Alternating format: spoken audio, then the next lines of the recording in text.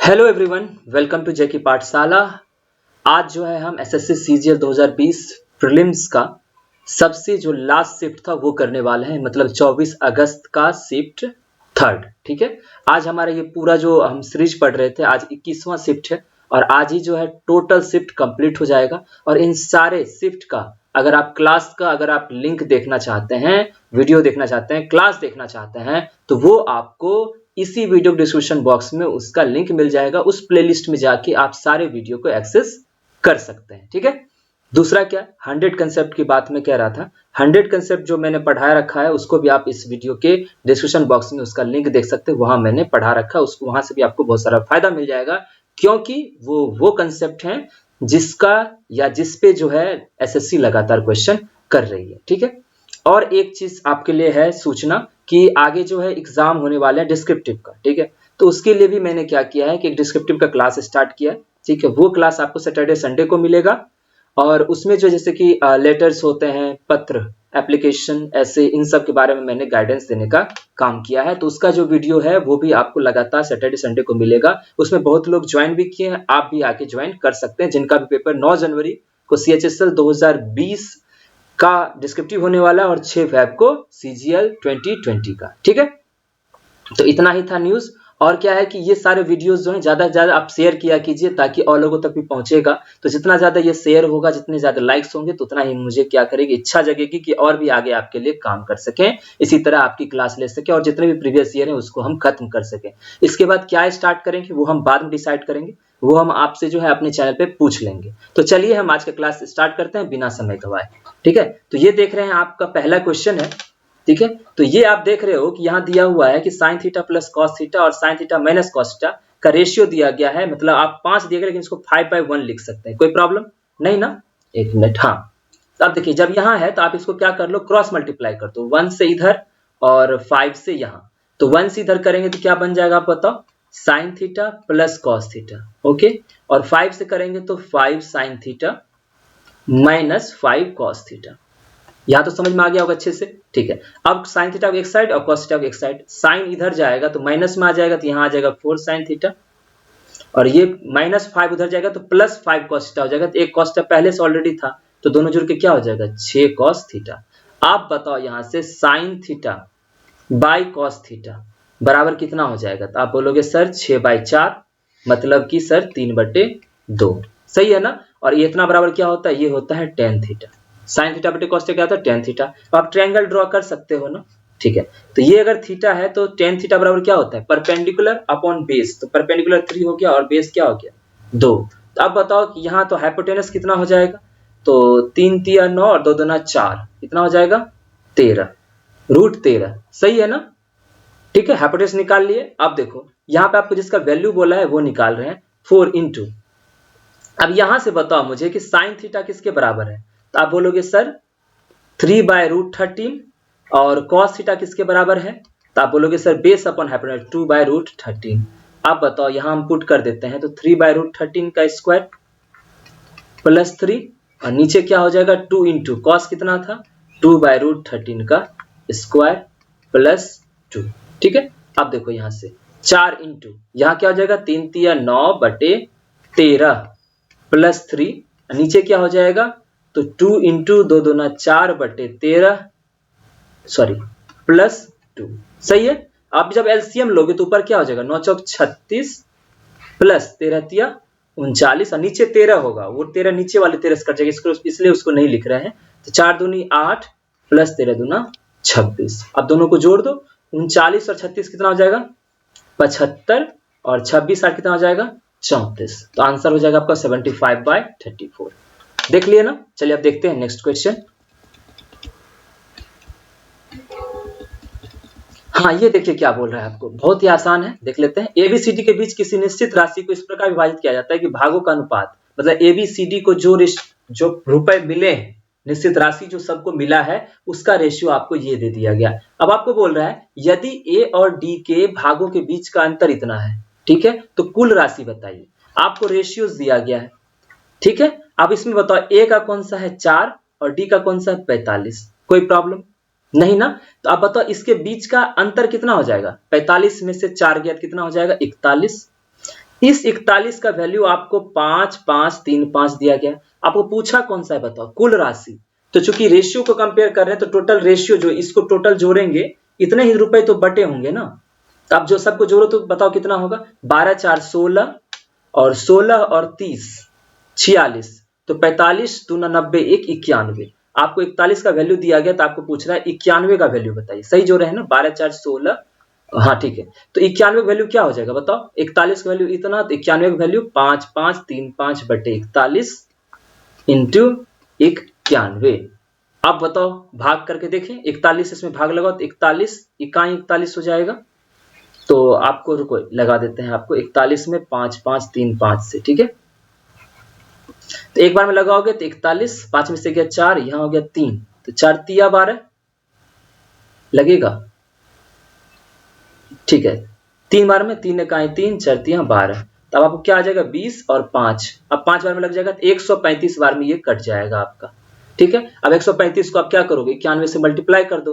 तो जब इसको करेंगे तो 90, 9 बार में करो तो 9 5 45, बाकी 4 और 9 तिया 27, 4 31 बाकी 2, 9 इकाई 9 2 11, 1150 ये हो गया। और एक और जोड़ दो इसमें 135, तो 5 5 3 8 1 1 2 11, सॉरी यहाँ लग रहा है मिस्टेक हुआ है, 1 1 2 285 और यहाँ शायद 2 होगा, ठीक है। तो क्योंकि देख रहे हो 12 285 है तो मेरे से गुना करने में मिस्टेक हुआ है, तो 12 285 आपका क्या हो जाएगा आंसर, आपका कौन सा ऑप्शन 4 नंबर, ठीक है। चलिए अब देखते हैं नेक्स्ट। हाँ ये देखिए आपको क्या बोला कि इसको जब विस्तार करते हैं तो उसमें एक्स स्क्वायर का गुणांक मतलब होता है कोफिशिएंट क्या होगा, किसका, एक्स स्क्वायर का। अब अच्छे से ध्यान देना एक्स कैसे आएगा। अब आप जानते हो, एक चीज मैं बता दूं कि आपको पता है कि a माइनस बी का होल क्यूब क्या होता है, a cube minus b cube minus 3ab into a minus b, या फिर a cube minus b cube minus 3a square b और minus minus plus 3ab square. अब आपको अगर सीधा देखना चाहते तो आपको डायरेक्ट भी पता चल जाएगा, बट हम आपको चूंकि सबके लिए ये वीडियो है तो मैं प्रॉपर इसको करके बताता हूं। इसको मान लीजिए आप a, इसको मान लीजिए आप b।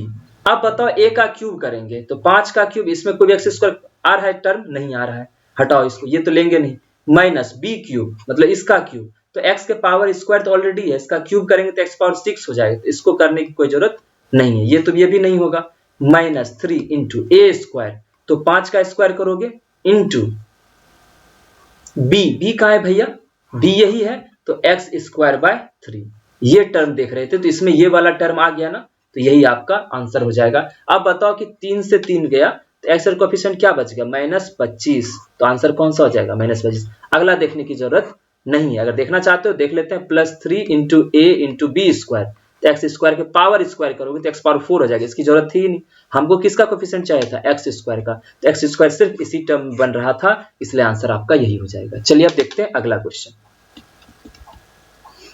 देखिए यहाँ पे अब क्या है कि आपको बोल रहा है कि x cube plus 1 by x cube plus 1 by x cube का वैल्यू बताइए। तो इसके लिए आपको क्या निकालना पड़ेगा, एक्स प्लस 1 बाय एक्स, जो आप यहां से निकालोगे, ठीक है। आप इसमें क्या करो कि यहाँ देखिए आपको क्या करना पड़ेगा, एक्स स्क्वायर से पूरे में डिवाइड करो, जब पूरे में डिवाइड करो तो क्या बनेगा बताइए, x square sorry x square minus 62 plus 1 by x square बराबर 0। तो यहाँ पे क्या बन जा रहा है, x square plus 1 by x square बराबर 62, ठीक है।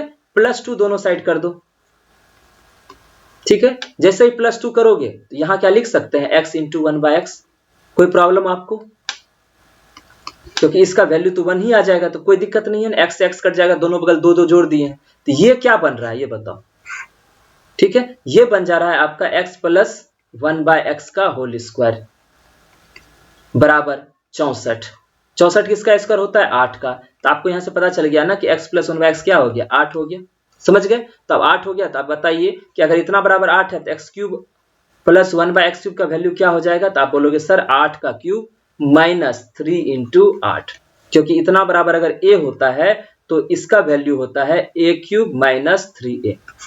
अब देखिए 8 का क्यूब कितना हो जाएगा, 512 में 7 24 जाएगा, तो आपको आ जाएगा आंसर 408। 88। ठीक है, और ऐसा क्वेश्चन हम कई बार कर चुके हैं, पीछे भी आ चुका है, इतने सारे शिफ्ट किए हैं कि इसमें ये भी आया है और इसी तरह के बहुत बेहतरीन क्वेश्चंस भी आए हुए हैं। आप पीछे का वीडियो देखोगे तो आपको समझ में आ जाएगा। ठीक है, चलिए अब देखते हैं नेक्स्ट क्वेश्चन। देखिए क्या बोला, तालिका में दर्शाया गया पुरुष शिक्षक महिला शिक्षक मतलब पूर्व में कितने हैं, उत्तर में कितने हैं, पश्चिम दक्षिण और मध्य में कितने हैं। तो आप देखते हैं क्वेश्चन क्या पूछ रहा है, बोल रहा है पूर्व उत्तर और पश्चिम जिला में एक साथ मिलाकर पुरुष शिक्षक की कुल संख्या। पूर्व में बोला तो 1650, फिर कहां बोला उत्तर में 1075 और बोला पश्चिम में 1280। ये सब मिला के और पूर्व और दक्षिण जिला के साथ मिलाकर महिला शिक्षक कुल संख्या के अंतर पूछ रहा है कितना है। आप बताओ पूर्व और दक्षिण में, पूर्व ये हो गया 2375 और दक्षिण में 1085। अब आपको इसको जोड़ के इसको जोड़ना है, इन सब को जोड़ना है। ठीक है, उसके बीच का डिफरेंस निकालना है। ये आप तो आराम से कर लोगे, इसमें समय बर्बाद करने की जरूरत नहीं है, खुद से कर लेना। 545 इसका आंसर हो जाएगा। इसको जोड़ने में वक्त हम ज़ाया नहीं करेंगे इस क्लास का। अब देखिए क्या बोला है, किसी घन का पृष्ठीय क्षेत्रफल इतना दिया गया तो इसका विकर्ण की लंबाई क्या होती है। तो पहले आप घन समझ लो, घन किसको कहते हैं। ये हो गया घन, उसको कहते हैं जिसमें कि सारे साइड्स क्या होते हैं, बराबर होते हैं। मतलब इसको इंग्लिश में क्यूब कहते हैं। ठीक है, क्यूब जिसमें सारे साइड्स ए ही होंगे, क्या हो जाएंगे, ए। ये भी ए, ऊंचाई भी, लंबाई भी और चौड़ाई भी सब ए ए ए हो जाएंगे। ठीक है, पहला चीज ये। इसमें जो पृष्ठीय क्षेत्रफल होता है, चूंकि 6 फेस होते हैं और एक फेस का एरिया ए स्क्वायर हो गया, तो 6 फेस कितना हो जाएगा, मतलब इसका करते हैं सरफेस एरिया, वो कितना हो जाएगा 6 इंटू ए स्क्वायर। ठीक है, 6 फेस हो गए। ठीक है, एक का ए स्क्वायर तो 6 का ए स्क्वायर। अब जैसे विकर्ण की लंबाई बोल रहा है, तो विकर्ण मतलब होता है इस पॉइंट से लेके इस पॉइंट पे। ठीक है, इस छोर से इस छोर। ठीक है, तो ये जो विकर्ण की लंबाई डायगोनल होता है, ये होता है आपका कितना होता है, किसके बराबर होता है भैया, √3a², मतलब a√3 होता है। इतना समझ जाइए। ठीक है, रूट के अंदर लंबाई, चौड़ाई और ऊंचाई तीनों का स्क्वायर को हम जोड़ते हैं। समझ गए, मतलब लंबाई, चौड़ाई, उसका अगर डायगोनल अगर क्यूबॉइड का निकालते घनाभ का, तो वो होता है l² + b² + h²। और चूंकि सब इसमें बराबर है तो सब a² हो जाएंगे, तो a² + a² + a² 3a² हो जाएगा। समझ में आ गया। अब कुल मिला के देखिए 6a² का आपको वैल्यू दे रखा है 13.5। कोई प्रॉब्लम नहीं ना। तो 6² की ये दे रखा है, हमको चाहिए क्या, 3a² ना। देखो यहाँ अंदर में क्या है 3a², तो इसको क्या करना पड़ेगा, 2 से डिवाइड कर दूं। ठीक है, कर ले। ठीक है, देखते हैं तो 3a² कितना हो जाएगा बताइए, 2 से कर देंगे तो 13.5 में 2 से भाग दे दो, तो आपको हो जाएगा 2 छक 12। सही है ना। ठीक है, 2 छक 12 सॉरी 2 छक 12 और 2 सते 14, 2 पचे 10, 6.75। तो कुल मिला के इसका जो डायगोनल हो जाएगा √3a² होता है, तो √अंडर हो जाएगा आपका 6.75। इसको जब आप सॉल्व करोगे तो 675/100 हो गया। ठीक है, 25 से काटोगे 6 चौके 24, 3 27 और 25 चौक 100। तो आप देखो यहाँ से कितना बन जाएगा, अब 27 में से 9 तिया 27 होता है, तो 3/2 बाहर आ जाएगा। नीचे 4 है, 3/2 √3, तो 3/2 का वैल्यू कितना होता है 1.5 √3। ऐसा कैसे किया है, तो 27 को 3 × 3 × 3 लिख देंगे और नीचे 2 × 2 यही निकाल रहे हैं। तो जो आपका पेयर में वो बाहर आ जाएगा 3/2 और √3 अंदर रह जाएगा। क्लियर। चलिए अब देखते हैं नेक्स्ट क्वेश्चन। हाँ, ये देखो क्या कह रहा है कि ABC तीनों पाइपों द्वारा कोई टंकी को 4 घंटे में भर देती है। मतलब ABC को तीनों को अगर चालू कर दें तो जो कोई टंकी होगा ना वो 4 घंटे में फिल हो जाएगा, भर जाएगा। अब क्या बोला देखिए, पाइप C B की तुलना में इतना गुना तेज है। ठीक है, 2 × 2 = 1, 3/2 गुना तेज है। समझ गए। ठीक है, और B A की तुलना में 3 गुना तेज है। तो अब ये तेज है, इसका मतलब क्या होता है, किसके बारे में बात कर रहा है, उसकी क्षमता, या इंग्लिश में बोले तो एफिशिएंसी की बात कर रहा है। ठीक है, अब देखो हम यहाँ रख ले रहे हैं A, ये रख ले रहे हैं B, ये रख ले रहे हैं C। अब एफिशिएंसी की बात कर रहा है तो हम पहले एफिशिएंसी देख लेते हैं। एफिशिएंसी अब देखो 3/2 गुना तेज है कौन, C B की तुलना में। मतलब अगर B 2 है, समझिएगा, तो A कितना हो जाएगा, 2 का 3/2 क्या हो जाएगा, 3 हो जाएगा। तो जिसकी तुलना में बोलता है, समझिएगा मेरी बात, जिसकी तुलना में बोलता है उसको ये रख देंगे और जिसके बारे में बोल रहा है उसको ऊपर वाला रख देंगे। तो देखिए A के बारे में बोल रहा था 3, तो B रख दिए 2। इतना समझ में आ गया। अब आगे देखो कह रहा है कि और बी जो है, और बी ए की तुलना में 3 गुना तेज है। ये बी जो है ए की तुलना में 3 गुना तेज है। सॉरी सॉरी सॉरी सॉरी, ये किसके बारे में, पाइप सी के बारे में बोल रहा था। सॉरी, यहाँ मिस्टेक हो गया। एक मिनट मैं, ठीक है, रुकिए मिस्टेक किया है। हाँ देखिए, आपको क्या बोल रहा था, सी, तो सी हो जाएगा 3, समझ गए ना। तो सी के बारे में बोल रहा था, सी बी की तुलना में, तो 2 बी हो जाएगा और सी 3 हो जाएगा। आगे क्या बोला कि बी जो है ए की तुलना में 3 गुना तेज है, बी 3 गुना तेज है ए के, समझ गए। तो अब हमको एक चीज बताओ, 2 3 गुना होता है किसी चीज का, मतलब इंटीजर्स का, पूर्णांक संख्या कोई होता है नहीं ना। तो हम क्या कर दे रहे हैं, 3 गुना तेज बोला, तो इसको 3 से मल्टीप्लाई कर दीजिए, और यहां क्या कर दे, 3 रख दें क्या, नहीं नहीं नहीं नहीं, 2 3 अच्छे 2 रख देते हैं, ठीक है। या तो आप इसको ऐसे निकालना सीख लो कि क्षमता कैसे निकालेंगे, तो ए बी सी ऐसे लिख देते, आप बोले कि 2 और 3 यहां रख देते, एफिशिएंसी की बात थी, और यहां पे बोला 1 और 3, आज इसका जब रेशियो निकाल, 3 दूना 6 और 3 तिया 9, और चूंकि देखो एक मिनट यहाँ पे मैं आपको समझा देता हूँ अच्छे से। पहला लाइन बोला सी बी की तुलना में इतना गुना तेज है, तो 2 और 3 रेशियो आ गया।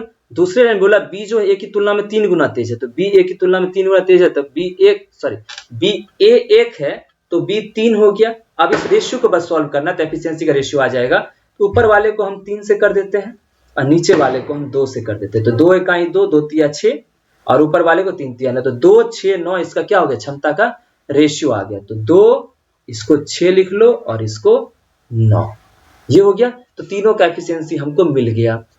अब हमको एक बात बताओ कि वो तीनों मिलके कोई टैंकी कितने घंटा में भर रहा है, 4 घंटे में। तो यहाँ वर्क कितना हो जाएगा, तो वर्क बराबर होता है एफिशिएंसी इनटू टाइम। तो एफिशिएंसी अब चूंकि तीनों मिलकर कर रहा है, तीनों का जोड़ दो, तो 6 2 8 9 17 इनटू टाइम कितना लग रहा है, 4। अब बोल रहा है कि अकेले ए जो है द्वारा टंकी कितने घंटे में भरी जाएगी, तो टाइम बराबर क्या होता है, वर्क अपॉन एफिशिएंसी। और किसके बारे में बात कर रहा है, तो ए के बारे में, तो ए का एफिशिएंसी लेंगे, तो वर्क क्या है 17 गुने 4, तो ए क्या रखेंगे 2, ए का एफिशिएंसी कितना है 2, तो 2 से कटेगा तो 2 बार में 17 दूना 34, तो आपका आंसर कौन सा हो जाएगा 34। चलिए अब अगले क्वेश्चन की तरफ। ये देखिए क्या कह रहा है कि त्रिभुज एबीसी बी पे समकोण है, बीसी पर बिंदु डी इस प्रकार स्थित है कि बीडी बराबर 5 और एडी बराबर 13 और एसी बराबर 17 है, तो डीसी की लंबाई ज्ञात करें। तो पहले बात है बी पे समकोण है, मतलब 90 डिग्री है, तो पहले हम एक ट्रायंगल ड्रॉ कर लेते हैं। देखिए कर दिए, ये हो गया ए, ये हो गया बी, ये हो गया सी, ठीक है। अब बोल रहा है बीसी पर डी इस प्रकार है, बीसी पे डी इस प्रकार है कि बीडी बराबर 5 और एडी देखिए ये बोल दिया, एडी बराबर है आपका 13, ठीक है, और एसी बराबर आपको बोल दे रहा है ये है 37, तो आपको बोल रहा है डीसी की लंबाई ये वाली। अब आप जान रहे हो यहाँ 90 डिग्री है, ठीक है, तो जब 90 डिग्री पता है तो आप बताओ ये अगर 13 है एडी और बीडी अगर 5 है तो ये कितना हो जाएगा, तो आपको पता है 12, ठीक है ना, बस पाइथागोरस थ्योरम लगा के। तो ये 5 है, ये 12, ये 13 हो गया। अब लेकिन बड़ा वाला ट्रायंगल का बोल रहा है कि डीसी पूछ रहा है, तो अब बताओ कि अगर एसी हाइपोटेनस हो गया, ये परपेंडिकुलर हो गया, तो आप बताओ बीसी कितना हो जाएगा, बीसी कितना हो जाएगा, तो आप बोलोगे सर 37 का स्क्वायर माइनस 12 का स्क्वायर रूट अंडर, तो 37 12 कितना होता है 49 इंटू 25, तो आ जाएगा बाहर 7 इंटू 5, तो ये टोटल हो जाएगा आपका 35। आपको पूछ रहा है डीसी, तो बीडी 5 है, तो 35 में से 5 घटाओ कितना हो जाएगा 30, तो आंसर कौन सा आ जाएगा 30। बस पाइथागोरस थ्योरम को यूज करना था, उसके अलावा कुछ नहीं करना था, समझ गए। जैसे यहाँ का भी 12 निकालना था तो क्या करते, रूट अंडर 13 का स्क्वायर माइनस 5 का स्क्वायर, तो आप करते तो आपको ये 12 आ जाता। चलिए अब देखते हैं नेक्स्ट क्वेश्चन। बोल रहा है कि कोई दुकानदार हानि पर 455 रुपए में कोई सामान बेचता है, यदि वह वस्तु कितना में बेचता है तो उसे हुई हानि की 4 गुना धनराशि के बराबर लाभ होता है, तो 25% लाभ प्राप्त करने के लिए उसे वस्तु को किस कीमत पर बेचनी चाहिए, ठीक है। अब मुझे बताओ एसपी बराबर होता क्या है अगर लाभ और हानि हो रहा हो, तो समझिएगा, ठीक, सॉरी सीपी बराबर गलत लिख दिए, ठीक है। देखिए सीपी बराबर क्या होता है, सीपी मतलब कॉस्ट प्राइस, मतलब क्रय मूल्य, बराबर क्या होता है एसपी, और समझिएगा मेरी बात, अगर हानि हो रही है तो एसपी में से हानि घटाते हैं, मतलब लॉस को, ठीक है। और सीपी बराबर अगर एसपी है तो प्रॉफिट हो रहा हो तो प्रॉफिट की जगह हम उसको ये क्या कर दिए, sorry sorry sorry sorry sorry, एक मिनट, ठीक है। अब देखिएगा ध्यान से, अगर लॉस हो रहा है तो लॉस को जोड़ते हैं एसपी में, और अगर हानि हो रही हो, देखिए हम क्या बोल रहे हैं, सॉरी गलती क्या कर रहे हैं हम, हाँ सीपी बराबर होता है कि अगर लॉस हो रहा हो तो लॉस को जोड़ते हैं, और लाभ हो रहा हो तो लाभ को क्या करते हैं, घटाते हैं। तो देखिए एसपी प्लस लॉस, मतलब जो सेलिंग प्राइस होता है उसमें लॉस जोड़े तो वो सीपी के बराबर हो जाएगा, या फिर विक्रय मूल्य में अगर हम प्रॉफिट घटाएं तो वो सीपी के बराबर हो जाएगा। अब आप समझो कि पहली बार में क्या बोला है, एक मिनट रुकिएगा। तो यहाँ पे आप देख रहे होंगे, ठीक है, तो थोड़ा बोलने में वो हो गया, दिक्कत हो गया, ठीक है। देखिए यहाँ पे क्या कह रहा है, तो आपको देखिए ये sp1, ऐसा मत समझिएगा कि दोनों sp सेम ही होगा, ठीक है। तो sp1 और sp2, अब देखिए पहला लाइन में क्या बोला है, जब 455 में कोई वस्तु बेचता है, ठीक है, कोई दुकानदार को हानि होती है, ठीक है। तो और दूसरा में लाइन में क्या बोला, यदि वह वस्तु कितना में बेचता है तो उसे हुई हानि की 4 गुना धनराशि के बराबर लाभ होता है। क्लियर हो गया, ठीक। अब देखिए एसपी पहले में कितना है, 455, मतलब विक्रय मूल्य, और उसमें उसको क्या हुआ, हानि हुआ है, तो हानि को एल मान लेते हैं, कोई प्रॉब्लम नहीं ना। अब sp2 आपको कितना दिया हुआ है, देखो 490, तो 490 यहां लिख दो, माइनस, अब क्या बोला, उसे जो लाभ हुआ है वो हानि की 4 गुना लाभ हुआ है, तो हानि कितना हुआ था उसको एल, तो उसको जो लाभ हुआ है उसको कितना हुआ होगा, 4l के बराबर। यहां तक समझने में कोई दिक्कत आप नहीं ना। इससे अब क्या होगा कि हमको एल आ जाएगा कि एक्जेक्ट में एल कितना था। देखिए अब ये 4l इधर आएगा तो क्या हो जाएगा, 5l, 490 में से 55 जाएगा तो 55 5 60, सही है ना, 55 5 60 और 30 90, तो 35 हो जाएगा, ठीक है। तो एल बराबर कितना हो गया भैया, 7। तो एल जब 7 पता चल गया तो अब सीपी आप नहीं निकाल लोगे, या तो इसको पकड़ लो या तो इसको पकड़ लो, तो हम इसको पकड़ लेते हैं। तो एसपी आपका कितना था, यहाँ देखो यही ना है मेरा, तो 455 प्लस 7 मतलब 462, हमको सीपी आ गया। अब बोल रहा है 25% लाभ करने के लिए वस्तु को किस कीमत पर बेचनी चाहिए, तो 462 पे मुझे कितने का लाभ हो रहा है, 25 का, तो 125 बटे 100, तो 25 पचे 25 चौक, 5 से इसको मल्टीप्लाई कर दो, 5 दूना 0 बाकी 1, 5 6 30 1 31 के बाकी 3, 5 20 3 23 बटे 4, तो आप देख लो 4 पचे 20, 4 सत्ते 28, 3 4 सत्ते 28, तो 577 पॉइंट समथिंग आ रहा है। तो आपका आंसर कौन सा गया, 4th नंबर, समझ गए। चलिए आप देखते हैं नेक्स्ट क्वेश्चन। अब देखिए क्या कह रहा है कि यदि 9 अंकों वाली ये संख्या है और ये 72 से विभाजित, आपको मैंने बोला है पहले भी 72 मतलब ये 8 और 9 दोनों से होना चाहिए, तो 8 से विभाजित मतलब क्या होता है कि लास्ट का 3 डिजिट 8 से विभाजित होना चाहिए। अब बताओ कि 8 को डिवाइड करो तो 8 चौक 32, कितना आ गया 6 पे अब क्या होना चाहिए जिससे वो 8 से 64, 88 जा क्या होता है 64, तो y क्या होना चाहिए 4। ये समझ में आया आपको, तो एक तो समझ में आ गया कि y 4 होगा, यहाँ y 4 लिख लिए, प्लस अब ठीक है, अब आपको x निकालना एग्जैक्ट कितना होगा, क्योंकि ये किससे डिविजिबल हो रहा है 9 से भी, तो अब पूरे अंकों का योग जो है मतलब सारे डिजिट्स का सम भी 9 से डिविजिबल होना चाहिए, तो आप सबको जोड़ लो, तो 7 6 13, 13 9 22, 22 8 30, 30 1 31, 31 3 34, 34 और 8 42 4 46, ठीक है 46 हो गया। अब बताइए 46 में कितना जोड़ेंगे, मतलब x जोड़ेंगे, तो ये 9 से डिविजिबल होना चाहिए, तो बताइए 46 में कितना जोड़ूं तो ये 9 से डिविजिबल, तो आप बोलोगे सर 8, क्योंकि 8 जोड़ने के बाद ये 54 हो जाएगा, मतलब मेरा x क्या है 8 है, तो 4 × 8, 8 चौक 32 4 36, रूट अंडर 36 मतलब आंसर हो गया 6। क्लियर। चलिए आप देखते हैं नेक्स्ट क्वेश्चन। अच्छा ये तो आपका क्या है सरलीकरण है, इसको कर देते हैं आपको, देखिए 3/4 हो गया, देखो यहाँ पे, तो पहले ऑफ वाला काम होगा, देन जाके आप भाग लगाओगे, 2 से काटेंगे तो 2/2 दूना 4 हो जाएगा, 1/10 आ गया, तो माइनस 1/4 इंटू 1/10 को से डिवाइड करना 1/4 में, तो 10/1 हो जाएगा, मतलब 10 हो जाएगा, समझ गए। अब ये सब ऐसे रह जाएगा भाग, यहाँ भी पहले क्या करेंगे बताइए, यहाँ भी पहले क्या करेंगे, इसको ऑफ वाला काम करेंगे, 3 से 3 कट गया, 2/5 हो गया, अब 3/4 और भागा है तो इंटू करेंगे तो 5/2, समझ गए। ठीक है, अभी पहले इसको सॉल्व करना पड़ेगा, ये भी ध्यान रखना। 2 दूना 4 यही रहने तो 10/4 हो गया। अब देखो ऊपर में क्या है 10/4, इधर क्या है 3/4, तो 3/4 में 10/4 जाएगा तो कितना बचेगा -7/4, सही है ना। ठीक है, अब यहाँ देखो ये भागा है तो इसको गुना करेंगे।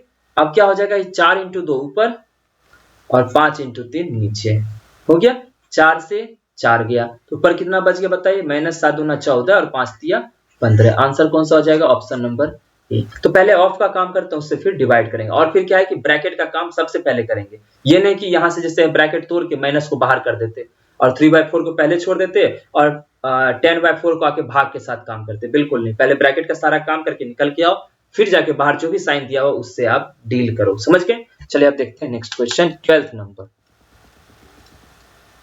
अगर आप पीछे का क्लास किए होंगे तो आपको पता होगा ये क्वेश्चन कई बार आ चुका। और क्या हुआ है इस बार सीजीएल में कि कोई एक मान लो डीआई हुआ, ठीक है, जैसे यही डीआई, इससे 5 क्वेश्चन बना तो उसने क्या किया कि पांचों क्वेश्चन एक शिफ्ट में ना देके एक एक क्वेश्चन सारे शिफ्ट में डाल दिया, 5 शिफ्ट में ऐसे करके बांटा है। इसलिए क्या हो रहा है जो डाटा दिया गया था आप शिफ्ट का जब अगर पूरा किए होंगे तो उसी शिफ्ट में अलग अलग शिफ्ट में आपको एक ही डीआई का क्वेश्चन मिलेगा। जैसे इस डीआई का आज ये डीआई कर रहे हैं, इससे पहले इसका 4 क्वेश्चन अदर शिफ्ट में आप कर चुके होंगे, समझ गए।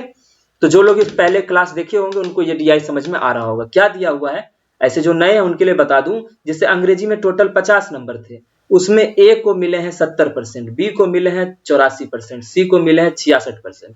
इस तरह से ये सब के बारे में दिया गया, हिंदी सामाजिक विज्ञान सब के बारे में। अब तो क्वेश्चन समझ में आ गया। अब देखिए क्वेश्चन क्या रहा है, आपको बोल रहा है सभी 5 विषयों में छात्र ई द्वारा प्राप्त कुल अंक ज्ञात करें। ई कहाँ है भैया, ये है। अब आपको इसके द्वारा क्या करना पड़ेगा, टोटल विषय का आपको क्या करना पड़ेगा, निकालना पड़ेगा कि आखिर उसको कितने अंक मिले हैं।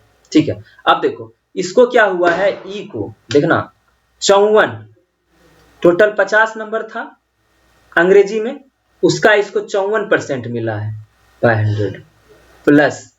फिर देखना गणित में इसको टोटल 150 नंबर था, 54 हो गया, 64% इसको मिला है 64/100, समझ रहे हो। प्लस विज्ञान में 80 और 80 में से 55% मिला है, ठीक है। प्लस ये तुरंत कट जाएगा, समझ गए, आप चिंता मत करना। 75 में से 72% मिला, मैं बस लिख के बता दे रहा हूं ताकि आपको समझ में आ जाए।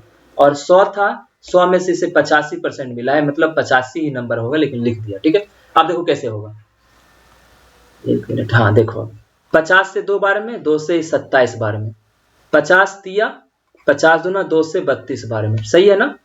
20 चौक 80, 20 25 100, 5 से 11 बार में, 25 तिया 75, 25 चौक 100 और 4 से 18 बार में और 100 से 100। अब टोटल कितना होगा बताओ, ऊपर में 27, फिर देखो 3 दूनी 6, 3 तिया 9, 4 × 11 44, 18 तिया 54 और 50, ये सब जोड़ दो आपको हो जाए 7 6 13, 4 17, 4 21, 5 26 के 6 बाकी 2 2 2 4 9 4 13, 13 4 17 5 22 8 30, 306 मार्क्स। आंसर आ गए, तो ये हो गया आपका आंसर, ठीक है। क्लियर, देखते हैं। तो यही तरह का आपको डीआई जो है हर एक आपको रिपीटेड नहीं मिलेगा कि एक ही डीआई से 5 क्वेश्चन किसी एक शिफ्ट में पूछा गया, नहीं। हाँ, अगर आप सारे शिफ्ट लगाएं तो आपको पता चल जाएगा कि पीछे कई शिफ्टों में वही डीआई आ चुका है, ठीक है। देखिए क्या बोल रहा है कि केंद्र ओ वाले वृत्त में बिंदु ए बी सी डी इस प्रकार हैं कि बी डी वृत्त का व्यास है। तो क्लियर हो गया। और क्या कि जो ये देखो ऐसे हो गया, तो बी डी जो है वृत्त का व्यास है, तो ए यहां रहा होगा, तो ए बी सी यहां रहा होगा, ये देखो, तब तो जाके ए बी सी डी आपका क्या हो जाएगा, क्रम में आएगा ए बी सी डी। अब बी डी क्या है, व्यास है, मतलब डायमीटर है, तो डायमीटर हो गया, तो यहाँ ये हो गया। तो डायमीटर होता है तो क्या होता है एक बात बताइए, तो ये 90 डिग्री होता है, ये 90 डिग्री, आप जानते हो डायमीटर कितना एंगल बनाती है, 90 डिग्री, समझ गए। अब कह रहा है यदि बी ए सी बराबर 22 डिग्री, कहाँ है भैया बी ए सी, बताओ बी ए सी, 1 मिनट, देखो ये अगर बी ए सी कितना है, ये है आपका 22 डिग्री, तो पूछ रहा है सी ओ डी बताओ कितना होगा, ये वाला, ये बताओ कितना होगा। अब हमको एक बात बताइएगा, समझिएगा, मैंने कई बार जब भी मैं पढ़ाता हूँ ये बात जरूर बता देता हूँ। मान लो एक कोई कॉर्ड है, कॉर्ड कहीं पे ये डिग्री बना रही है, मान लो ये बना रही है 22 डिग्री, तो ये कहीं भी बनाएगी तो 22 ही बनाएगी, चाहे यहाँ बनाए चाहे यहाँ बनाए, कहीं भी बनाए।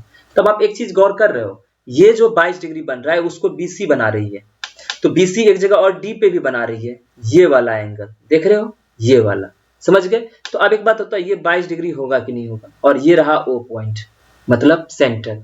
सेंटर अगर है तो OD और OC, अच्छे से सुनिएगा, OD और OC दोनों रेडियस है, तो दोनों बराबर हो गए। तो इस ट्रायंगल में ये 22 तो ये भी 22, तो ये एंगल आप आराम से निकाल पाओगे। 22 दूना 44, तो बचा हुआ एंगल यहाँ पे हो जाएगा, मैंने 180 में से घटा दो, 44 6 50, तो 136 डिग्री। समझ गए ना, क्योंकि तीन एंगल मिलकर 180 होता है, दोनों 22 + 44 हो गया, तो वो 136 हो गया। चलिए अब देखते हैं नेक्स्ट क्वेश्चन। अब क्या बोल रहा है, त्रिभुज ABCB पर समकोण है, बना लेते हैं। फिगर बनाने में जरा भी देर ना करें, ABC खासकर जब ज्योमेट्री का क्वेश्चन हो। तो B पे हो गया 90 डिग्री। अब देखो आगे क्या बोल रहा है, BD लंब है, तो BD लंब है मतलब इस पे परपेंडिकुलर है AC पे। कोई बिंदु D पर, तो D काट दो, ठीक है। बोला यदि AC 9 है, अच्छे से ध्यान देना, ये 9 है टोटल, ठीक है, और CD अगर 3 है, ये 3 है, कोई प्रॉब्लम। तो बोल रहा है AB का मान बताएं, ये AB पूछ रहा है। तो अगर ये 3 है तो ये कितना हो जाएगा भैया, 6 हो जाएगा। कितना हो जाएगा, 6। अब हमको एक चीज बताना, समझिएगा मेरी बात। आपको इससे पहले एक बात मैंने बता रखा है, ध्यान से देखना। अगर वो चीज पता होता तो इसमें दिक्कत बिल्कुल भी नहीं आएगी। ABC मान लो ये हो गया, ठीक है। अब आपको मैंने ये बात बोल रखा है कि अगर ये A है, ये B है और ये C है, ठीक है, तो ये वाला जो पार्ट होगा, मतलब यहां से A और D की मैं बात कर रहा हूं, तो AD बराबर क्या होता है, A²/C, और ये CD बराबर क्या होता है बताओ, तो यहां होता है B²/C, और जो ये BD है ये कितना होता है, AB/C। इतना समझ में आया, ठीक है। तो अब मुझे बताओ ये कितना हो जाएगा, ये वाला AD बराबर क्या हो जाएगा, AD बराबर बोलोगे तो AB यही है ना, इसका स्क्वायर, मतलब AB का स्क्वायर बाई क्या होता है, C मतलब हाइपोटेनस है। कितना दिया हुआ है हाइपोटेनस आपका, टोटल ये कितना है, 9 है ना, 9, यही हो जाएगा। लेकिन लेकिन लेकिन आपको क्या हुआ है कि इस AD का वैल्यू आपको दिया गया है कितना, 6 दिया हुआ है ना, 6 बता दिया है, ठीक है। तो अब बताओ AB² बराबर क्या हो जाएगा, 9 × 54। देखो अंदर में क्या हो जाएगा, 9 × 54 होगा, समझ गए। तो अगर ये जब जाएगा तो AB बराबर क्या हो जाएगा, 3√6, सही है ना, क्योंकि इसको 9 × 6 लिखेंगे तो इसको 3 का स्क्वायर हो गया × 6, तो 3 बाहर आ जाएगा, 3√6, समझ गए ना। तो ये वाला चीज आप हमेशा याद रखना, आपको बहुत जगह काम देगा। क्लियर। चलिए अब देखते हैं नेक्स्ट क्वेश्चन। और एक और चीज होता है, एक चीज और ध्यान रखना कि यहाँ पे जो BD बराबर होता है, मैं लिख दूं, BD बराबर होता है आपको √, सॉरी BD बराबर यही होता है ना, हाँ, BD बराबर √AD × DC, देखना निकाल के वही आएगा, हाँ, BD बराबर √AD × DC होता है, ये भी ध्यान रखना। ये इतना सारा पॉइंट ध्यान रखना, इससे बहुत सारे समकोण त्रिभुज का क्वेश्चन आपको पूछते रहते हैं, ठीक है। और इसको मैंने कंसेप्ट में भी बता रखा, 100 कंसेप्ट। अब देखिए यहाँ पे क्या बोल रहा है, 1000 टन में से और बिक्री 1000 टन में से, तालिका अध्ययन करते हुए बताएं। कोई नहीं, आपको बोल रहा है किस वर्ष, किन वर्षों में उत्पादन में पिछले वर्ष की तुलना में 10% से अधिक की वृद्धि हुई है। उत्पादन में 10% से अधिक की वृद्धि, समझ गए, से अधिक की। आप बताओ, 2016 का चेक कर लेते हैं पहले, किस किस का चेक करना है। देखिए हाँ, 2016 का पहले चेक करेंगे, ठीक है। फिर देखिए 2015 के बाद 2016 ही आया। बताओ यहाँ 2016 में तो पिछला वर्ष क्या था, 125, इसका 10% कितना हो जाएगा, 125, 1250 10% क्या हो, 125। दोनों का डिफरेंस बताओ कितना है, 2 1 3 1 400, 150 हो गया, डिफरेंस इतना है। अब बताओ क्या, समझिएगा क्या कहना है क्वेश्चन का, कि पिछला वर्ष जो भी रहा हो उसका 10% से ज्यादा वृद्धि हुआ हो। तो पिछले वर्ष मतलब 15 में बताओ कि उसका 10% कितना, 125, लेकिन वृद्धि कितने का हुआ, 150। तो क्या 150 से 25 ज्यादा है, बोलोगे हाँ, तो आपका ऑप्शन सिर्फ कौन सा हो जाएगा, 2016। अदरवाइज सबका चेक कर लो, मैं बता देता हूँ, जैसे यहाँ का चेक कर लेते हैं, एक बता दे रहे हैं और आपको ये 18 के बारे में चेक कर रहे हैं, ठीक है। तो 18 से पहले 17 था, 17 का कितना हो जाए, 145, 10%, लेकिन डिफरेंस कितने का है, 50। क्या ये इससे ज्यादा है, नहीं है, तो ये वाला नहीं होगा, तो 18 तो होगा ही नहीं, इधर कट गया। तो 19 का भी चेक कर लेना, समझ गए। इसी तरह से आपको चेक कर लें। और उत्पादन के बारे में बोला था, तो उत्पादन वाला ही कॉलम हम देखेंगे, ठीक है। यहां देखिए सेक 31 डिग्री बराबर x है, सेक 31 डिग्री बराबर क्या है, x है। अब बताओ मुझे अच्छे से ध्यान से, समझ गए। सेक यहाँ मैं कहीं लिख लूँ, एक मिनट रुक जाइए, हाँ ये दिया हुआ है, देखते हैं। देखिए सेक 31 डिग्री बराबर x, सेक बराबर क्या होता है 1/cos 31 डिग्री। कोई प्रॉब्लम, सेक cos लिख सकते हैं। इस हिसाब से बताओ कि cos 31 डिग्री क्या हो जाएगा 1/x। इतना समझ में आया, ये कोई दिक्कत आपको नहीं। और एक चीज बताओ मुझे, साइन 59 समझिएगा, साइन 59 बराबर क्या हो जाएगा cos 31 डिग्री होगा कि नहीं होगा, ये हमको बताइए। होगा ना, cos 31 होगा कि नहीं होगा, तो बोलोगे हाँ सर। तो साइन स्क्वायर 59 डिग्री बराबर होता है cos स्क्वायर 31 डिग्री। अब बताओ cos 31 वैल्यू क्या आया 1/x, इसका स्क्वायर 1/x स्क्वायर। कोई प्रॉब्लम नहीं ना, प्लस। अब बताओ सेक 31 कितना था x, तो सेक स्क्वायर 31 कितना हो जाएगा 1/x स्क्वायर। कोई प्रॉब्लम नहीं, माइनस 1/, आपको अभी जस्ट पता चला कि इसका वैल्यू यही होता है, तो नीचे हो जाएगा 1/x स्क्वायर, ठीक है, इनटू कॉसेक 51 बराबर क्या हो जाएगा बताओ, कॉसेक 59 डिग्री बराबर ये हो जाएगा सेक 31 डिग्री, और सेक 31 कितना होता है x, तो x स्क्वायर। तो यहां से ये कट गया ना, आपको देखो 1/x स्क्वायर 1/x कितना हो जाएगा 2/x स्क्वायर माइनस 1। जब इसको सॉल्व करोगे तो 2 - x square by x square आ जाएगा। तो आंसर कौन सा हो जाएगा, ऑप्शन नंबर 4। क्लियर हुआ, सब चीज मैंने इसमें बता दिया आपको, ठीक है। चलिए अब देखते हैं अगला क्वेश्चन। ये देखो आपको क्या बोल रहा है, आपको कि 1 से 50 तक उन संख्याओं का औसत ज्ञात करें जो 2 या 5 की गुणज हो, ठीक है। अब देखो 2 या 5 की गुणज मतलब मल्टीप्लाई का फैक्टर होना चाहिए। तो अब हमको जस्ट आप बताओ कि 1 से 50 तक की बात कर रहा है, तो 2 या 5 की गुणज कौन कौन से होंगे, आप देखो दिखाते हैं।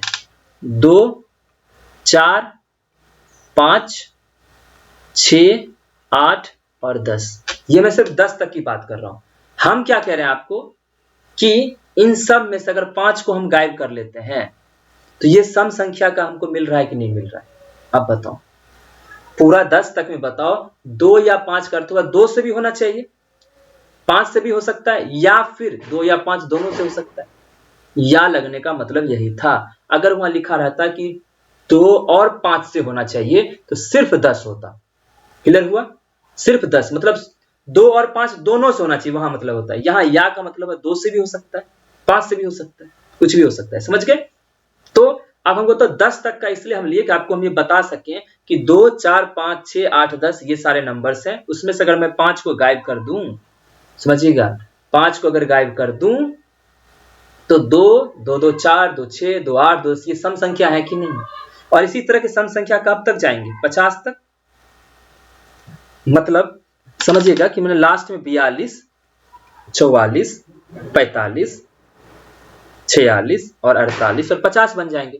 तो अब हमको बताओ टोटल संख्या कितने हो गए। अगर मैं संख्या देखता कितने हैं तो आप बोलते सर पहले लाइन में अगर कितने हैं 3, 3, 6 हैं, तो ऐसे 5 लाइन बनेंगे 20, 30, 40, 50, 5 6 30।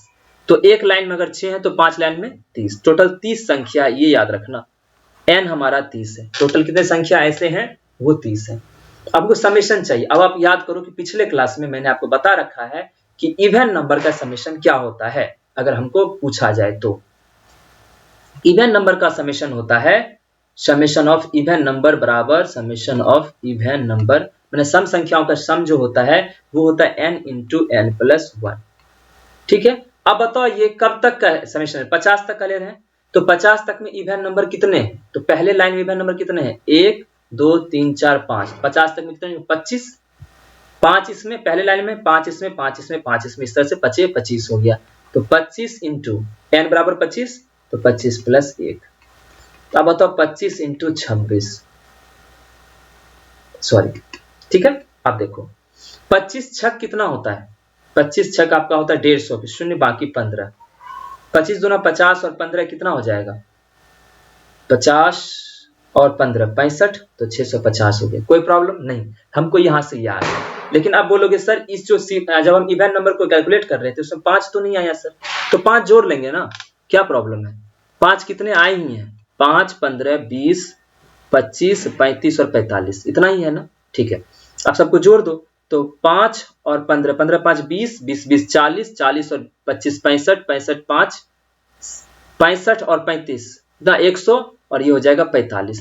तो इधर से 5 वाला 145 हो गए, 145 जोड़ दीजिए तो 5 5 4 9 6 1 7, 795 आ गए। अब इसको क्या कर दो, चूंकि ये टोटल सम आ गया, आपको सब संख्या का सम निकाल लिए हम जितने थे 2 या 5 लगने वाले, इसको 30 से डिवाइड कर दो। 3 से करें तो 3 से करें कितना, 3 दूना 6 और 3 पचे 15, नहीं सॉरी हम कहीं गलती किए हैं, रुक जाइए देख लेते हैं जोड़ के। 5 15 20, 20 20 40, 40 20 60 5 65, 65 5 70 30 100 और 100 और 45, 145 यहाँ सही है, यहाँ गलती किए, यहाँ क्या करके देखो 25 छक 150,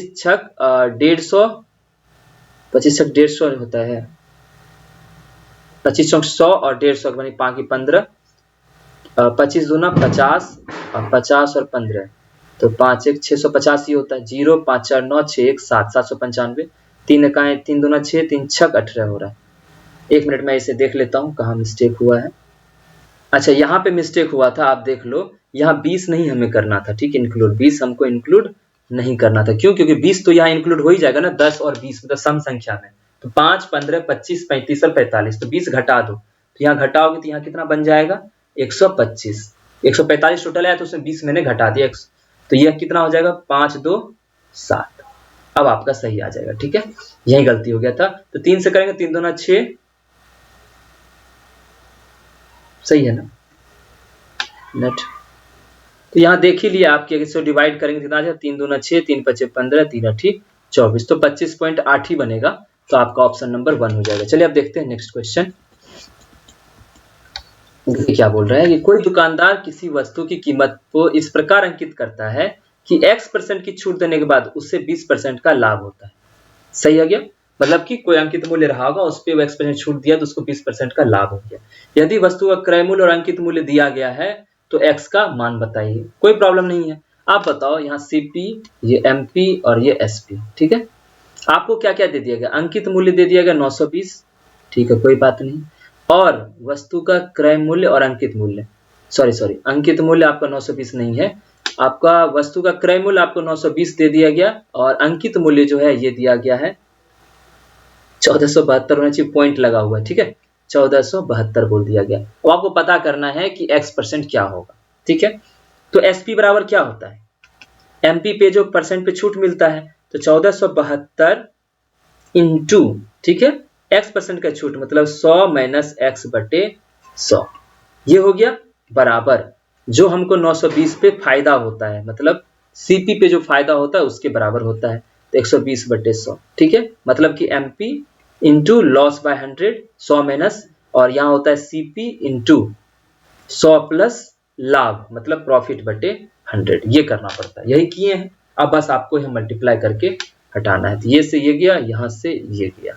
अब देखिए 1472 हो गया, शायद 92 से ये कटेगा क्या, या 12 से, 12 का 12 नहीं, 4 से काट के देखते हैं, 12 का 12 2 बचेगा, 12 दूना 24 नहीं, 8 से कट जाएगा, 8 नंबर 72, 8 40, 8 ठीक, 8 से काट दो इसको, तो 8 से 4 से पहले काट देते हैं, 4 12 बच गया 2, 4 6 24, 4 8 32, 4 से कट जाएगा 3 बार में, ठीक है। अब शायद ये 23 से कट जाना चाहिए, ठीक है 23 से तो कंफर्म कटना चाहिए, देखते हैं 23 से कहीं 23 और 23 से कहीं 23 के बाद बचेगा 1 3 8, तो ये 23 इंटू 6 बार में कटेगा ना, 6 8 बाकी, ठीक है 23 छक, तो 23 चौक 92 हो गया, सही है ना। अब देखो फिर ये 4 चौक 16, 4 से कट जाएगा 25 बार में, क्लियर। अब उसको उधर लेके जाइए, 25 चौक 100 और 4 1200,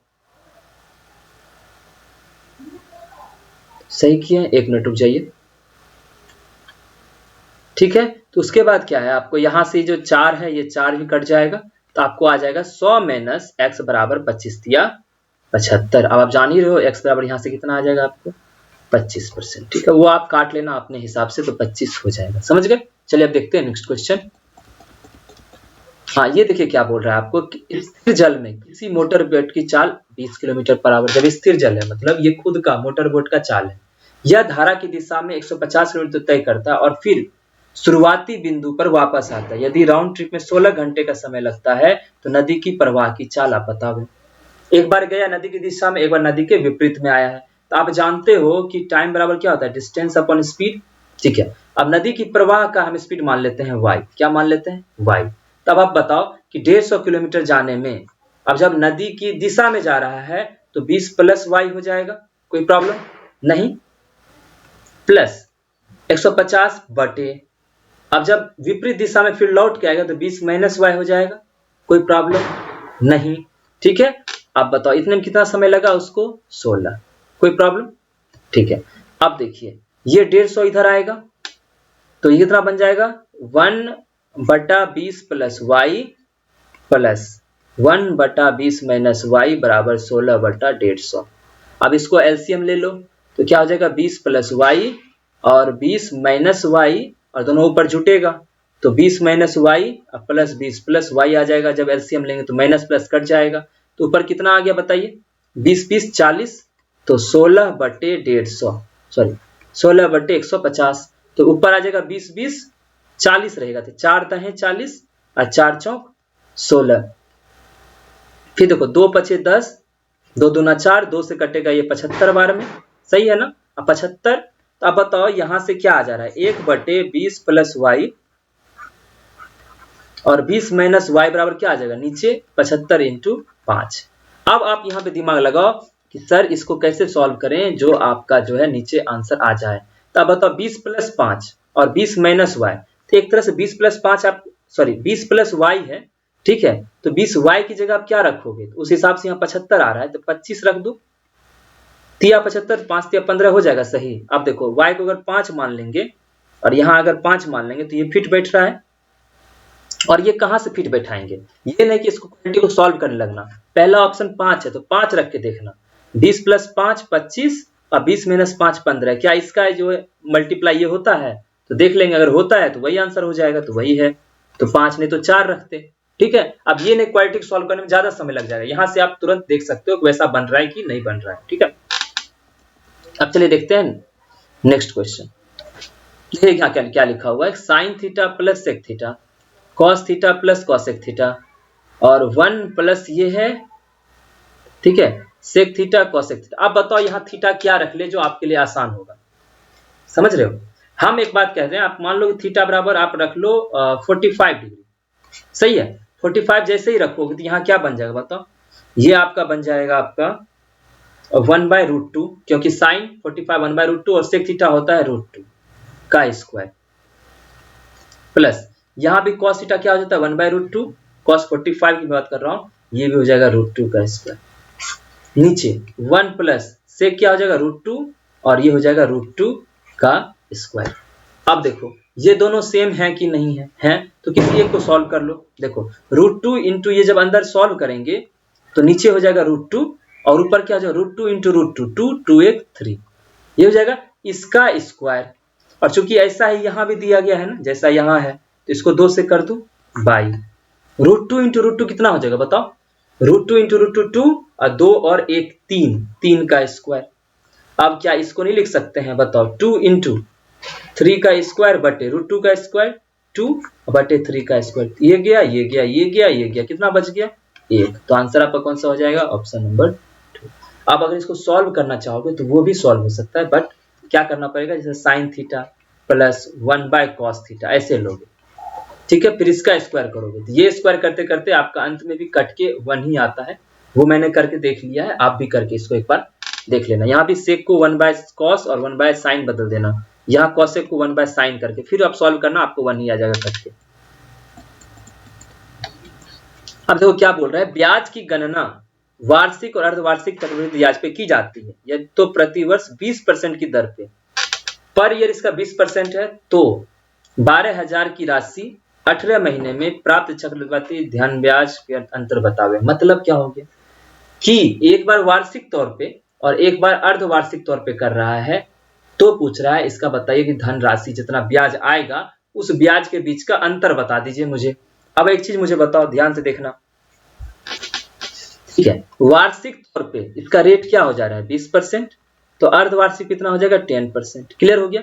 बोला कितने महीने के लिए, 18 महीने, तो 18 महीने में 12 प्लस 6 महीना कह सकते हैं, तो एक साल, तो अगर मान लो कि वार्षिक लगेगा तो पूरे एक साल के लिए एक बार लगेगा, तो 12 महीने के लिए कितना हो जाएगा 20%, और 6 महीना आधा महीना होता है तो कितना लग जाएगा 10%। जब वार्षिक तौर पे देखेंगे तब ईयरली, लेकिन जैसे इसको हाफ ईयरली देखेंगे यही 18 महीना कितने कितने टर्म बदल जाएगा, 6 + 6 + 6, क्योंकि 6 महीने का एक साल हो, सॉरी 6 महीने का अर्धवार्षिक होता है, तो अर्धवार्षिक तौर पे 6 महीने का देखेंगे, इसलिए तब 10% के हिसाब से हम इसका CI निकालेंगे। देखिए कैसे, हम यहाँ पे लिख देते हैं वार्षिक तौर पे, ठीक है। अब देखो 12,000 का रुपए था, ठीक है, वार्षिक तौर पे पहले एक साल के लिए, तो एक साल के लिए 20%, और बाद में 6 महीना और बच गया तो उस 6 महीने के लिए सिर्फ 10% से लगेगा, ठीक है। और एक देख लो 12,000 का ये, चूंकि अर्धवार्षिक तौर पे भी बोला है ब्याज निकालने, तो 6 महीने का, तो 6 महीने के लिए 10% सिर्फ लगेगा 3 टर्म में, क्योंकि 18 महीने के बाद बोल रहा है। ये क्लियर हो गया। अब इसको आप बस निकाल दीजिए, तो 12,000 का 20%, तो 100 गया, 12 दूना 2400, कोई प्रॉब्लम, 10% के हिसाब से 1200, ठीक है। एक चीज आपको मैं बताऊंगा, ध्यान से देखना, यहाँ 10% निकालोगे तो बोलोगे सर 1200, 1200 और 1200, ठीक है।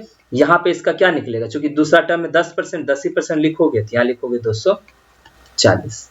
अब यहाँ 10% है तो पहले 12,000 का 10% 1200 हो गया, फिर इसका 10% 120, अब यहाँ इसका 12,000 10% 1200, फिर इन दोनों का निकलेगा तो 120, 120, और 12 का 10% कितना हो जाएगा 12, ये आ गया। अब दोनों का डिफरेंस बोल रहा है, तो डिफरेंस देखो ऊपर वाला लाइन दोनों का सेम है कि नहीं, यहाँ भी देखो 3200, यहाँ भी 3600 ऊपर में, यहाँ भी 3600, ये दोनों तो घट जाएगा। फिर देखो नेक्स्ट लाइन भी दोनों का सेम है कि नहीं, आप बोलोगे हाँ सर, ठीक है। अब सिर्फ क्या करना है, ये निकालना है, ये कितना बच गया डिफरेंस, 120 और 12 132, या फिर आप पूरे को जोड़ लेना, पूरे जोड़ लेना, उसमें इसको घटा देना, ऐसा नहीं करना, जब घटाना ही है इसमें से ये कट गया, ऊपर लाइन नीचे।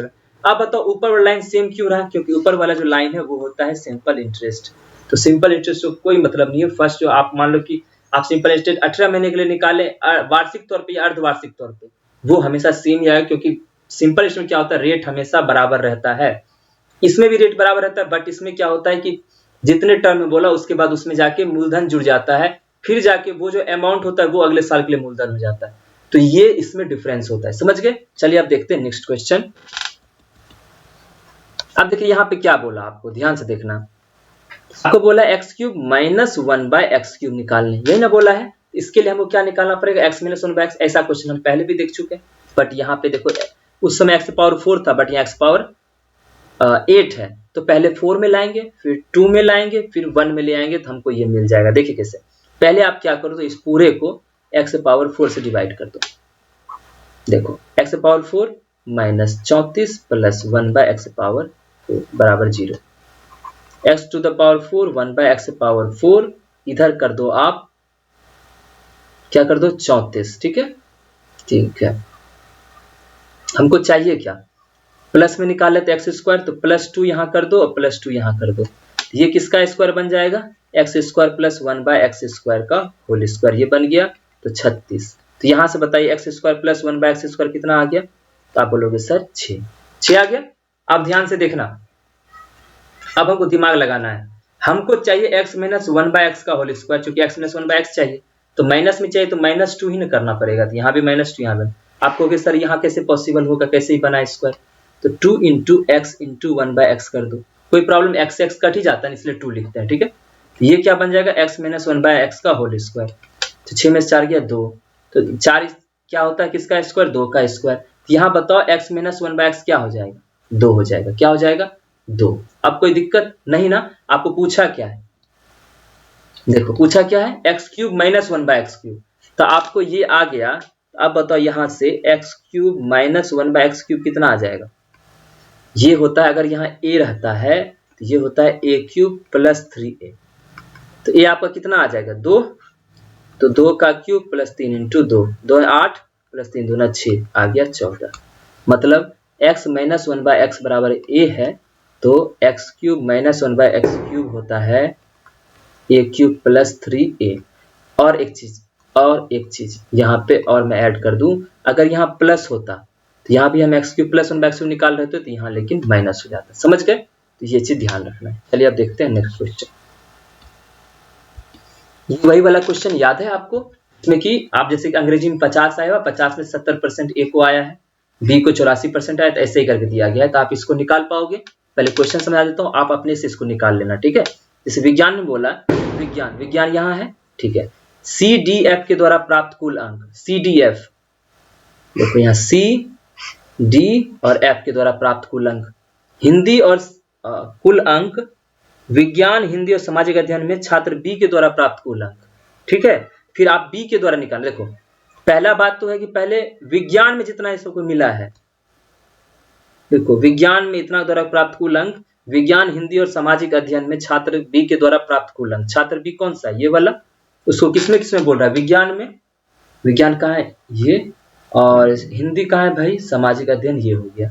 तब आपको क्या करें, कुल अंकों से कितना % अधिक है, तो पहले आपको ये तीनों निकालना पड़ेगा, फिर इसका ये तीनों निकालना पड़ेगा, फिर वो देखना कि वो उससे कितना अधिक है, तो वो आप खुद से कर लेना, ठीक है। इसको बार बार हम यहाँ करके क्या बताएं, ठीक है। या फिर हम पहले निकाल देते हैं। देखिए सी डी एफ के बारे में बोला, तो देखिए यहाँ पे क्या करना, चूंकि एक ही लाइन में है ना, तो टोटल कितना % ये तीनों मिलकर लाया है? 85, 75 और ये कितना हो जाएगा?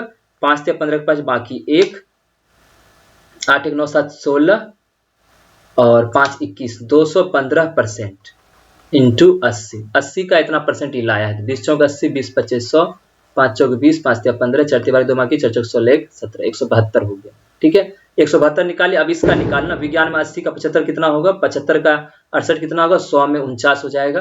तो ये निकाल के आप क्या करना, फिर देखना वो कितना उससे अधिक है। समझ गए? ठीक है। अब देखिए आगे, अब इस देखिए क्या बोल रहा है, ओ केंद्र वाले वृत्त में व्यास ए बी वृत्त के बाहर बिंदु P तक निर्मित किया जाता है। PT उस बिंदु से बिंदु C की स्पर्श रेखा है। अगर एंगल BPT दिया है तो BCP पूछ रहा है। अब समझो, ये पूरा एक सर्किल है और सेंटर क्या है? O। अब बोल रहा है AB वृत्त के बाहर स्थित P तक निर्मित किया जाता है। मान लो यहाँ A रहा, AB होगा, A और B, ठीक है। इसको P तक निर्मित किया जाता है, सॉरी इसको आगे बढ़ाएं, P तक किया गया। और PT उस बिंदु से बिंदु C पर वृत्त की स्पर्श रेखा है। तो यहाँ कहीं पे यह स्पर्श रेखा है, इसको टच करता हुआ जाएगा। और स्पर्श किस पे कर रहा है? C पे। और ये रहा आपका T। ध्यान से देखना क्वेश्चन। अब क्या बोल रहा है कि BPT बराबर 28 डिग्री। BPT कहाँ है भाई? BPT ये आपको बोल दिया 28 डिग्री, कोई प्रॉब्लम नहीं है। तो पूछ रहा है BCP क्या होगा? क्या पूछ रहा है? BCP। BCP कहाँ है भाई? BC और P ये बोल दिया। अब बताओ क्या बोल रहा है? व्यास AB है। सॉरी मैंने गलती क्या कर दिया, रुक जाइए 1 मिनट। व्यास है ये AB, ठीक है। मैं व्यास बना लेता हूं, इसको मिटा देता हूं ध्यान से। क्या बोला? वृत्त में व्यास AB, तो व्यास AB ड्रॉ कर दूं। 1 मिनट, इसको मिटा ही देते हैं ताकि आपको सही से,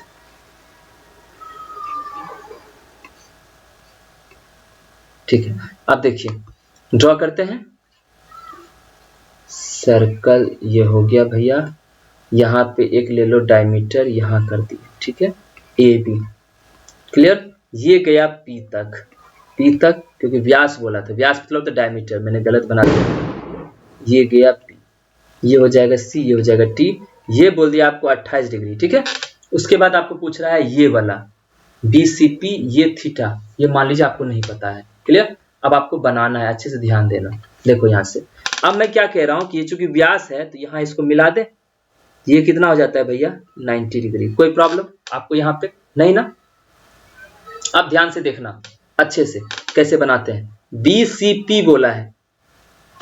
अब एक बात ध्यान से, क्या मैं बोल रहा हूँ बताते हैं आपको। ये देखो ये एंगल है।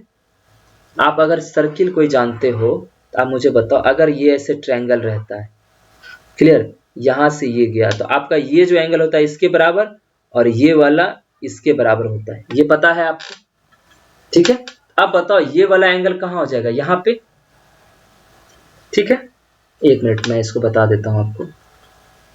अच्छा, एक चीज मैं कहना चाह रहा था, यहाँ जो है, चूंकि ये तो गलत बता दिया मैं, कि यहाँ क्या करना है, ये एंगल जो है इसके बराबर होता है और ये वाला एंगल आपको इसके बराबर होता है, ठीक है। क्योंकि अगर ये बताइए, अगर जैसा मैंने बताया तो ये दोनों पैरेलल हो जाएगा। ओके, मतलब मैं फिर से बता दूं, आपको इसे ध्यान रखना है कि अगर कोई ट्रायंगल ऐसे बन गया और बाहर से इसी पॉइंट पे कोई स्पर्श रेखा जा रही है, मतलब टेंजेंट जा रही है, तो ये वाला इसके बराबर और ये वाला इसके बराबर होता है। क्लियर? अब बताओ मुझे कि ये अगर थीटा है, ठीक है, तो ये एक ट्रायंगल बन जाएगा कि नहीं? अंदर बन रहा है ना, ये थीटा है तो ये क्या हो जाएगा? थीटा हो जाएगा। अब बताओ सबका सम, हम क्या कौन सा ट्रायंगल के बारे में बात कर रहे हैं? ए सी पी। बताओ सबका एंगल का सम कितना होना चाहिए? 180। तो यहाँ हो जाएगा theta plus 90 degree plus theta plus 28 degree बराबर क्या हो जाएगा? 180। क्लियर? तो बताओ 2 थीटा बराबर 180 डिग्री माइनस 90 माइनस 28, ये हो जाएगा ना। तो 180 माइनस 90 कितना हो जाएगा? 90 माइनस 28 डिग्री, 28 मतलब क्या हो जाएगा? 62। जब इसको घटाएंगे 62 तो थीटा बराबर क्या हो जाएगा? 31 डिग्री। ठीक है, तो ये वाला चीज आप याद रखना कि कोई भी अगर ट्रायंगल रहता है उसके किसी भी स्पर्श रेखा पे बनाएंगे तो ये वाला एंगल इसके बराबर और ये वाला एंगल इसके बराबर होना चाहिए। समझ गए? अब देखते हैं नेक्स्ट क्वेश्चन, मतलब आज का क्लास का लास्ट क्वेश्चन। देखिएगा क्या बोल रहा है। गलती से किसी धनात्मक भिन्न के स्थान पर इसका व्युत्क्रम टाइप हो जाता है। मतलब क्या हो गया? मान लो a बाय बी था, उसकी जगह टाइप कर दिया b बाय ए। तो इस तरह से इसके मान में इतना परसेंट की कमी हो जाती है। तो मतलब इससे ये कम है, 175/4, मतलब 175/4% की कमी हो जाती है, मतलब पहले से ये घट जाता है। तो भिन्न का मान बताएं। तो हम क्या कर रहे हैं, ऐसे क्वेश्चन में क्या करना है कि आप ऑप्शन से पहले चले जाओ। देखो कैसे, मान लो बोला कि भिन्न का मान बताइए, मान लिया 3/4 रहा होगा तो आगे कितना हो जाएगा? अपोजिट हो गया 4/3। देखो यहाँ पे कितना बड़ी बात है ना, 3/4 4/3 में कौन बड़ा है? तो बोलोगे 4/3, ये तो बाद में जाके बड़ा हो जा रहा है, जबकि इसको बाद जाके क्या होना है? छोटा होना है, कम हो रहा है ना। ये वाला ऑप्शन खत्म। 1/4 है, इसका अपोजिट क्या, व्युत्क्रम क्या हो जाएगा? 4/1। अब बताओ दोनों में बड़ा कौन है? 4/1। तो ये वाला भी ऑप्शन नहीं होगा क्योंकि बाद वाला संख्या छोटा होना चाहिए। 1/2 है तो अब क्या होना चाहिए? 2/1 हो जाएगा। ये भी वाला भी नहीं होगा क्योंकि 2/1 बड़ा है। तो ऑब्वियस सी बात है, 3 कट गया तो डायरेक्ट चौथा ही आंसर होगा। मतलब बिना बनाए भी, मतलब अगर ये बोलता है ना कि बाद में छोटा हो जाता है, उसी से ये 3 ऑप्शन छट गए, तो आपका आ जाता है 4/3। तो आप 4/3 चेक कर लेते हैं। 4/3 के बाद क्या हो गया? 3/4, यही हो गया ना। तब बताओ कि इसका रेशियो मुझे बता दो बस कितना होगा। तब बोलोगे सर इस दोनों को 12 से मल्टीप्लाई कर दीजिए। यहाँ भी 12 से, रेशियो किसी से मल्टीप्लाई कर सकते हैं। 3 चौक 12, 4 चौक 16 और 4 तिया 12, 3 तिया 9। ये क्यों बोले? अब देखिए, आपको बोल रहा है इतना परसेंट कम हो जाता है। तब देखो कम होने का अगर बात है तो हम मान लेते हैं पहला संख्या ए रहा होगा, दूसरा संख्या बी हो गया। समझ गए? तो इतना परसेंट का कितना होता है ये बताओ। तो आप बोलोगे सर 175/400, मतलब इसको काटेंगे तो 9 बार में, इसको काटेंगे तो 16 बार में, नहीं सॉरी 7 बार में, ठीक है, और ये काटेंगे तो 16। मतलब कहना है कि पहला संख्या अगर 16 था, ध्यान से देखना, अगर पहला संख्या 16 था तो उसमें ये 7 कम हो जाता है, दूसरा संख्या 9 हो जाता है। पहला संख्या अगर 16 था, दूसरा संख्या 9 हो जाता है। आपको बस यहाँ चेक करना था किस दो संख्या का रेशियो 16:9 आ रहा है। जैसे 3/4 था, ध्यान देना, अगला 4/3 होता, इसका अगर रेशियो निकालते तो ये आपको आ जाता है 9/16। ये कभी पॉसिबल नहीं होता। इसी तरह से दूसरे का रेशियो, यहाँ पर रेशियो क्या हो जाएगा? 4 से मल्टीप्लाई कर दो तो 1/16, ये भी नहीं होता। यहाँ अगर रेशियो निकालते 2 से काट देते तो 1:4, ये भी नहीं होता। ठीक है, अब अगला तो सिर्फ एक ही बचा है, 4/3 होता है। तो ऑब्वियस बात है कि यही हमारा आंसर होता है। अदरवाइज इतना कुछ करने की जरूरत ही नहीं थी, हमको पता था बाद वाला संख्या छोटा है, उसी से तो छट गया सारे भिन्न, तो एक ही भिन्न बचा था, वही आपका आंसर हो जाता। तो ये था हमारा आज का, मतलब इस पूरे शिफ्ट जितने भी थे मैंने सीजीएल का टोटल कंप्लीट करवा दिया है आपको। अब क्या है, आगे जो भी स्टार्ट करेंगे वो हम आपसे पूछ लेंगे। जिस समय कम्युनिटी पेज पे हम कुछ भी पोस्ट करेंगे, आपसे पूछा जाएगा कि आपको कौन सा आगे चाहिए, कौन सा सीरीज चाहिए, आप जहाँ पे बताना, वो जिस तरह भी मुझे पूछना होगा वह आपको वहां पूछ लूंगा, वहां आप जरूर रिप्लाई करना, अपना वहां कमेंट करना। तो फिर सबसे ये सब बात जानने के बाद ही हम अगला सीरीज स्टार्ट करेंगे। अदरवाइज अभी डिस्क्रिप्टिव का भी क्लास चलेगा सैटरडे और संडे को, वो जरूर देखिएगा जिनका भी आगे एग्जाम है CHSL 2020 और CGL 2020 का डिस्क्रिप्टिव। तो हम मिलते हैं, आज बहुत बड़ा काम कंप्लीट हुआ है, पूरा सीरीज मैंने कंप्लीट करा रखा है। आप जहां भी हो इसको शेयर जरूर करना ताकि और लोगों तक भी पहुंच सके कि सीरीज कहीं भी अवेलेबल है और इस चैनल पे अवेलेबल है, इस बात को आप बता देना। तो हम मिलते हैं आपसे अगले वीडियो में, तब तक के लिए शुक्रिया, बाय बाय।